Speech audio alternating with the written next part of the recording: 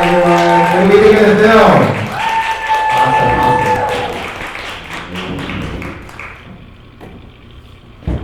Hi everyone, I'm going to be moderating tonight. My name is Tran.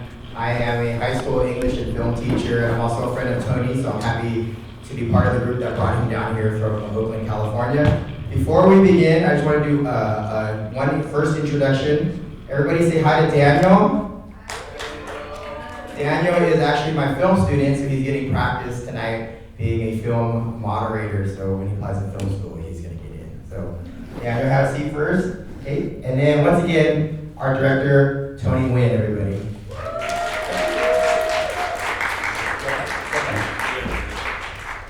You can see it? Yeah. So the format of this evening is I'm going to start off with a question, and then Daniel will have a question, and then we'll present it to the audience. If you're comfortable, it would be great if you could come down further. But if you're super comfortable, you stay where you are, but it'd be great because you feel so far back there. Okay. So my question for Tony, what was your inspiration for making this? Like, how did it begin?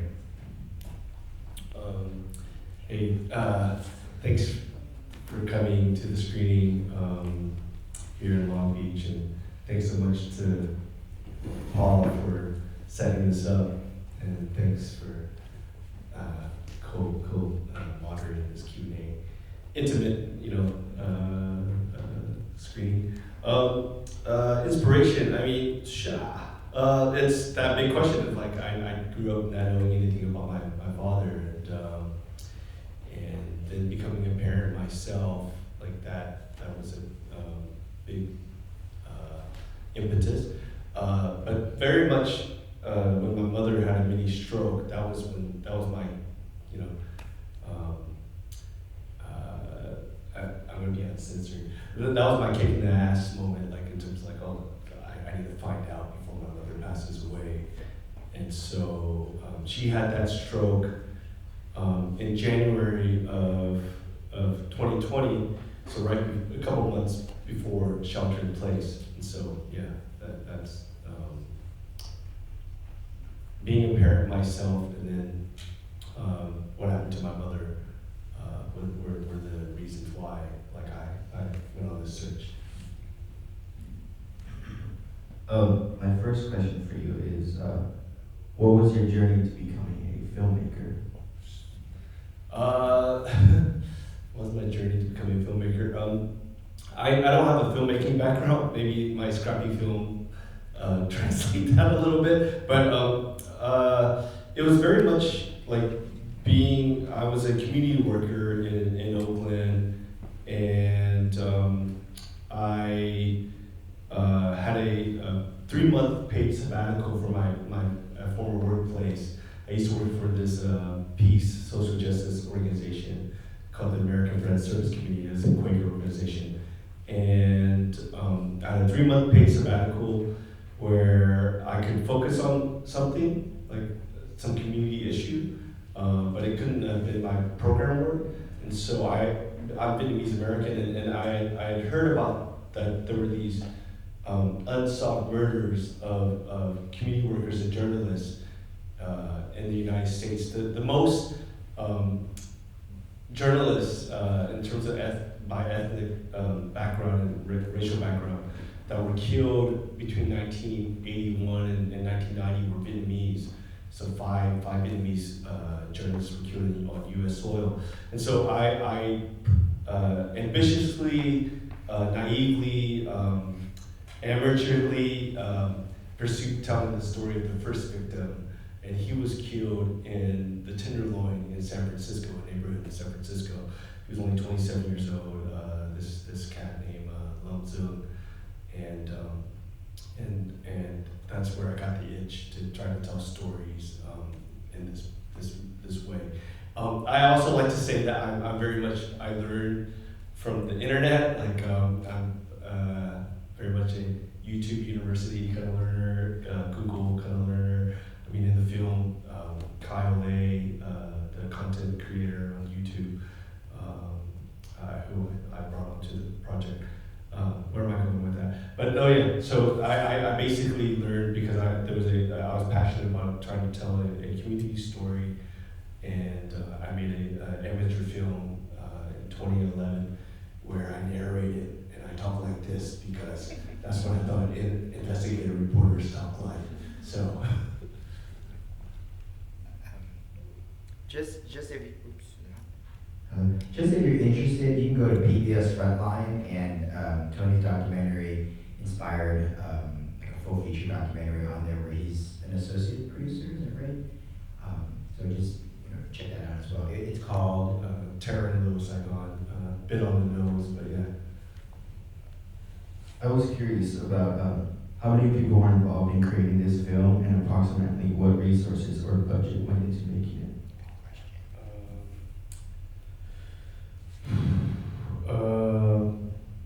Yeah, like with any kind of project, film project, there's so many people, and I hope you saw in the film credits, like who helped make the film possible. So there's a lot of people, from people that helped behind the scenes and so forth, in making the film possible.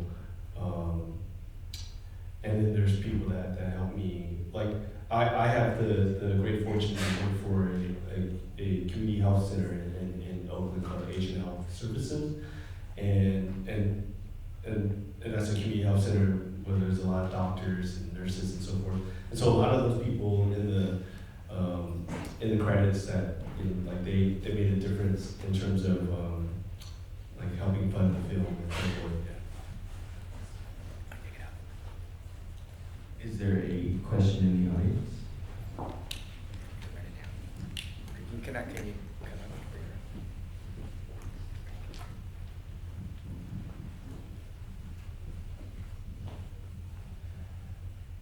Thank you for the film. It was very, very moving. My question is, I was really struck by the Vietnam portion where while you were, it was kind of like a whodunit mystery where everyone that, at least that you filmed, was very matter of fact in the fact that, oh, I'm looking for my father, and there was a lot of, like from the monk to, I guess your uncle-in-law, they were just, everything was, there was nothing that was, it seemed like it was just regular business to them, whereas you had other family, like, I guess it was Z's family, who were very closed off. So do you think there's a difference in Vietnam in terms of how the community there, sees this kind of searches? That's a good question. I think there is a level of truth to that, like that. I'll share that I initially thought the film was going to end with my cousin Lynn's story, and just like me and my voiceover saying something like maybe one day I can get this too or something. But yeah, having, like with my cousin Tal, like being like, don't let their no be the no, getting some juice to keep searching. It made a difference having Kyle there because he's fluent in Vietnamese. But yeah, like I tried to be with the whole film quite religious with my search. Like that I did this lead, and then Z said leave us alone, and then I can't afford. It's the karaoke version of like Save Your Tears, the Weekend song, for the film. But like that song was on like heavy rotation for like a few months. And so I just try to be as like this is my search, and the version that you all got to see is like my cut. And like if I die tomorrow, this is the version that I want the world to that I want my kids to have, and that if they have kids and so forth. But yeah, like so I initially thought I was going to end with like Lynn's story, and so it was like, oh, Selena's so cool to want to meet with Lynn, and it's like, oh, how's this going to feel? But it was I don't know, like I like I'm not. I do consider myself a spiritual person, but like I'm not like that spiritual of a person, but being in Vietnam, everybody that majority of people that we met, they're like, oh, yo, like, I think you're here because your dad wants you to find him, like, and so like a lot of people said that to me, and so there was this openness to helping, and I think my favorite scene in the film is at the temple. I couldn't hear Kyle, like he was mic'd up, but I couldn't hear it, and it was only in the edit that I'm the one with the camera, and I'm walking to Kyle, and he's having this exchange with the monk, and then like it's only when the monk turns, it's like, oh, this is who's looking for his dad, da da da da da da, and yeah, and I wanted to keep that in there, like, because you hear the maybe on the second screening or something, like, you hear the layperson sweeping, and if that layperson didn't say something to Kyle like, hey, you should go talk to that monk, so there was a level of openness, and I try to be like with like my uncle-in-law, my father's brother-in-law, wanted to call Bob.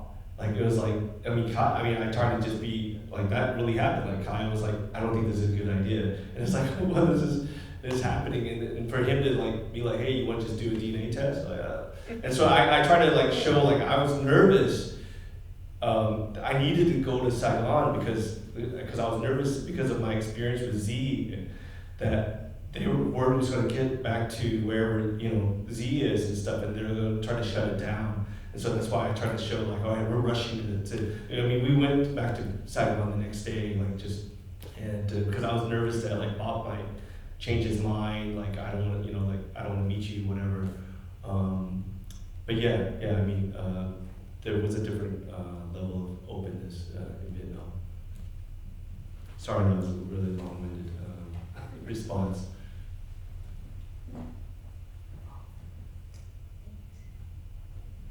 That was a beautiful film. Thank you for making it and being so vulnerable throughout the process. I have 2 questions. What happened with Z? Did you tell her? Did you reconnect after that? And then what have you learned about your dad that has continued to evolve? Kind of the mystery that kicked you off on this journey, right? That, like, did he do this to your mom? I don't know, I feel like you still have so many questions about that incident and like the conversations you had with your mom. Sorry, that was 3 questions. So, Z, how have you changed learning more about your dad, having that relationship, and then your mom's experience now that you've reconnected with these half-siblings? Right. Thanks so much, Elizabeth. And if you haven't seen Elizabeth's film New Way, peep it. It's an incredible documentary. Z, I'm quite certain that Z and her family know that I solved the mystery and made this connection, made connection with like my family. But because she told me to leave them alone, like I haven't reached out to them. If they were to reach out to me, like I'm totally open to like making that connection, but just I don't know, like it's like one of those things like where it's like if you have made effort to try to touch base with someone and then they're like telling you to leave them alone. I guess the shorthand is like I have too much self-respect like to reach out to them, but I've heard about them through Tran, who lives in San Jose, my sister is in San Jose, and Q, who I mentioned in the film, I'm going to get to see in a couple of weeks, and so the other thing I'll share in terms of related to Z is that I now know that I have 3 aunts that live in America, and one of the aunts, they're all younger than my father, but one of the aunts, the door is open, and so I just talked to her like a couple of weeks ago, and this is kind of touching on your second question. I was told by Bob and Tran that he was a nurse during for the Navy in Vietnam, But I found out from my aunt that like, oh, he helped deliver babies, and so that was something new. And so one of the things that I don't have, there's still a lot of pieces about my father that I'm trying to put together. I don't have any photos of him as a kid, and I only have a handful of photos of him like kind of older in age, and that's the photo that I do use in the film. That's Tran and our dad, and she keeps that photo like on her phone. But yeah, there's still a lot that I'm still wanting to learn about him, because everybody so far, like Tran, Bob, the uncle, in-law, my aunt that lives in the States. It's like everybody just says good things about him, and I know that that's not the, like not everybody's, maybe somebody is really all good all the time, but I did find out after I left the temple, they were like, oh yeah, that monk told us off camera that like, oh, this calligraphy that he has at the temple, and I still haven't had a chance to go back to the temple to see that, and that he did a lot of different things to just pay the bills, but one of the things that he was really known for at that time, he was quite active, he was very Buddhist, was he helped what's it called, like when folks are on their deathbed, like he did their Buddhist rites, yeah, but like a Buddhist kind of hospice, preparing them for the next life, and but and with my mother, so she had talked to my sister Tran, and it was kind of an emotional conversation between the two, and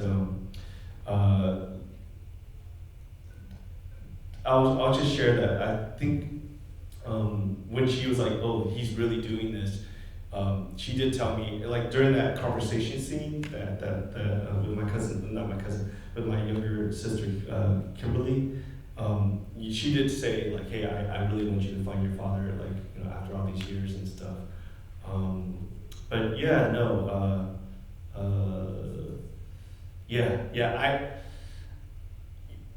I did a screening in Orange County just a couple of weeks ago, and people were like, oh, was it Wenhulo, or was it Wukai, like what are the names?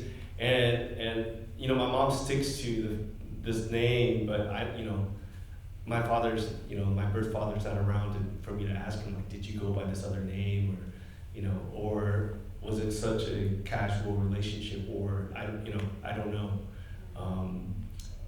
So hope that helps answer your question.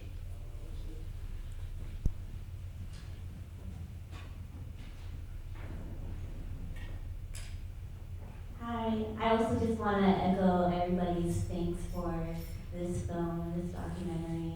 And I guess my question is, I'm not Viet, but I'm very mixed. I'm for the most part Pacific Islander, Chamorro Maori, and Korean. And I guess my question is if you have any recommendations or resources for people on this journey as well, because I had gone to Korea. My mom's half Korean, but my homely, she was a war orphan of the Korean War, and so she had, no birth certificate. We didn't know when she was born. She was adopted, but her family was very abusive, and she lost connections with them when she moved to the States. And so when I visited Korea, that's when I learned this information because it wasn't really talked about. And so I had visited some organizations that exist trying to connect families with each other that got separated during the war. But I'm third generation American, and you are also somebody who is doing this research and this tracing in the diaspora, which adds another complicated layer to this research, especially with like language barrier as well. And so I guess, what would you recommend as a starting point, or if you have any organizations in mind for folks who might also want to find out more about their lineage and their genealogy?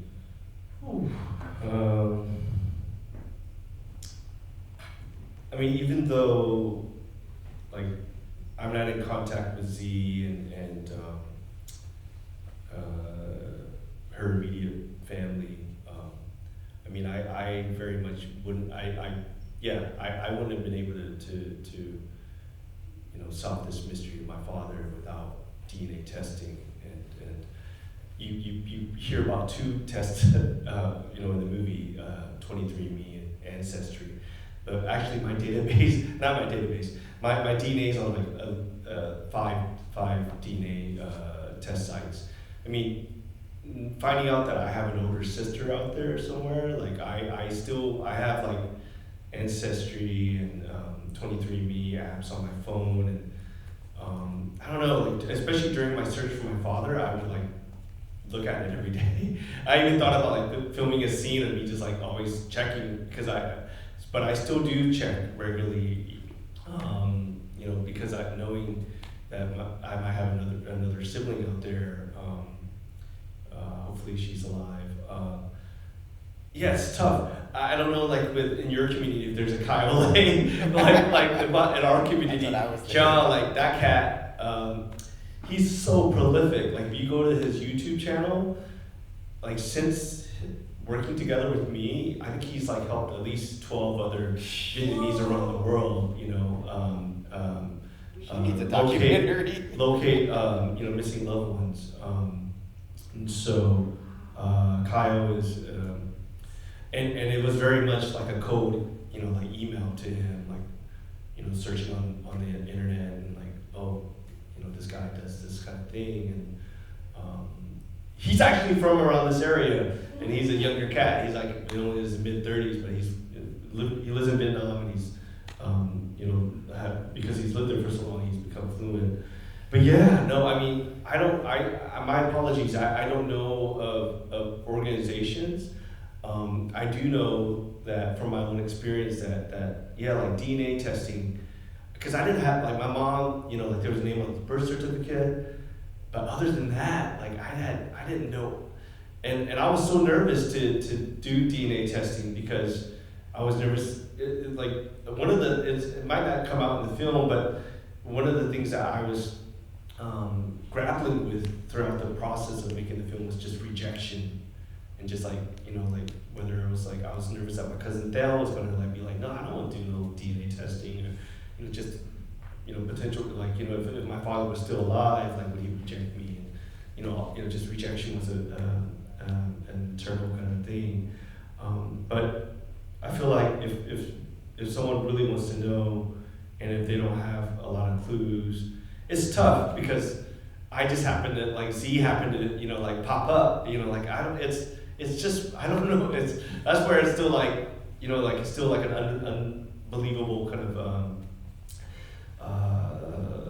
reality, like my story, I still feel like it's like, whoa, these things happened, and somehow I have a decent happy ending or something.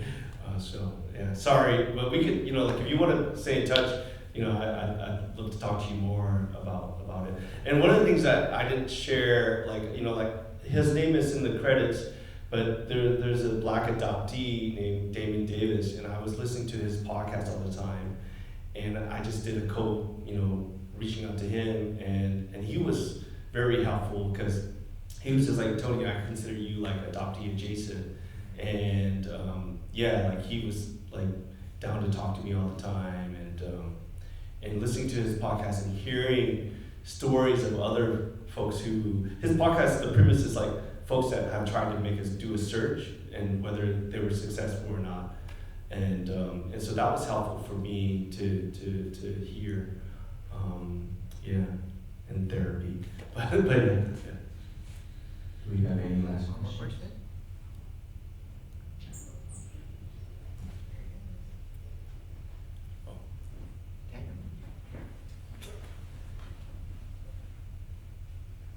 Good evening. I would just want to reiterate everybody else's sentiments of what a great job you did on this film, and the vulnerability that you shared. And I really enjoyed like the mise-en-scène and the cutscenes that you made in the film. And I was wondering what kind of film influences you looked at in making this film, and Mm. also a side question of like, how did this film and the results that you found affect your relationship with your children and your children's relationship with their potential new cousins, and so forth. Oh yeah, no, influences.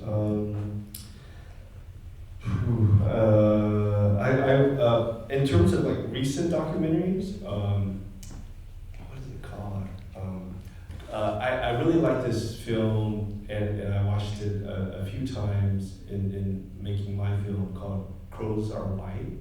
And I think the filmmaker lives in the LA area, and it's a film where he goes. He also narrates it, but he goes and lives, or he's trying to.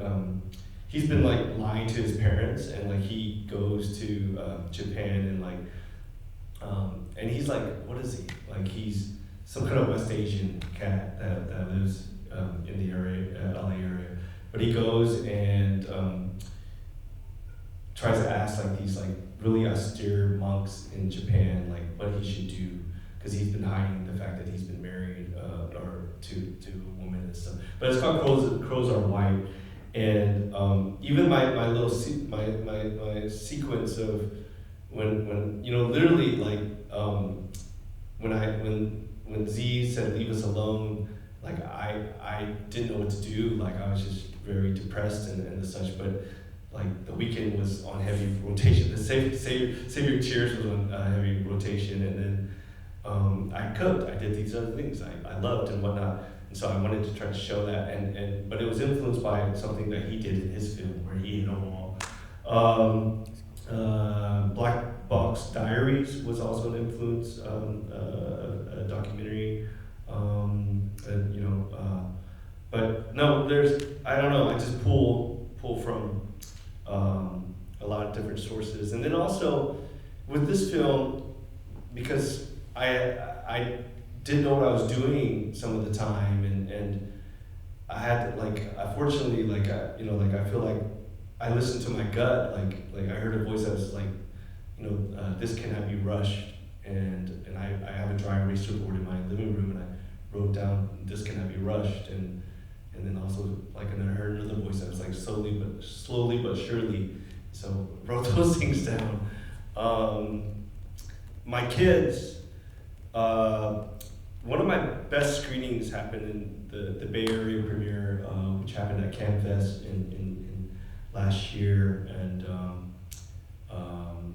it was packed theater, and my kids were there, and then my sister Tran was there, and my son doesn't really give me much of anything for holidays, but he had wrote on a little white 3x5, you know, note card that he was proud of me, and you know, like that I had, you know, found out about my father and stuff and such. My daughter doesn't really say as much to me, like she's like, it's okay, what you did is okay. Yeah, no, I was supposed to meet up with Tran and my kids this past weekend, but like my son had a sore throat, so we didn't meet up with her. But so yeah, yeah, that's the update. I screened the film at their high school yesterday, and you know, here in 4 Long Beach. boxes of tissues. You know? What was I sharing? Like, it's like the question for the kids is like, oh, I wish they were here to respond to you, you know, like to let you know what they thought.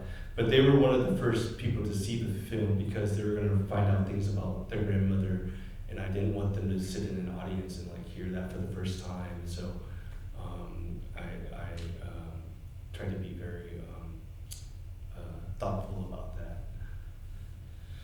Hey, so we want to end the night with this. So number one, thank you to the Art Theater for showing this movie during API History and Heritage Month, so appreciate that. Number two, there's a nonprofit organization called Access Books, so you can look them up. They won an LA Times Innovator Award a few years ago, and what they usually do is they build libraries and provide books for low-income schools, underserved schools in LA and a little bit in the Bay. But through our partnership, they have been flying authors into my school and buying thousands of dollars worth of books. And so after I saw this film, I was like, well, maybe if they bring authors. And so then, this is the first filmmaker they've ever brought down, so thank you to Access Books. Thank you, Access Yeah. Books, That's two. Also, thank you to Daniel for moderating this first time. So shout out.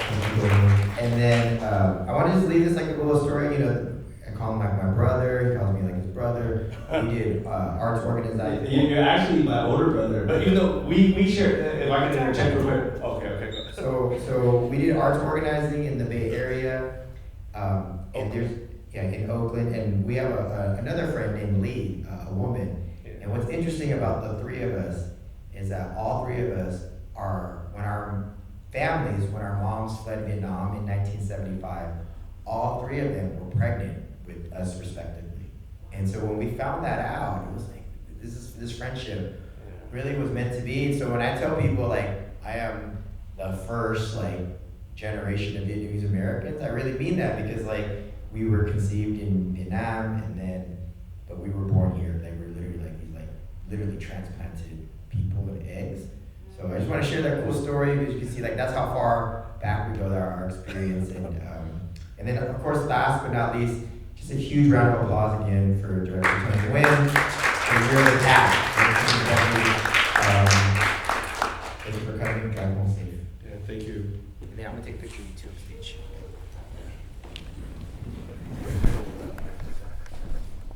Daisy, is that you?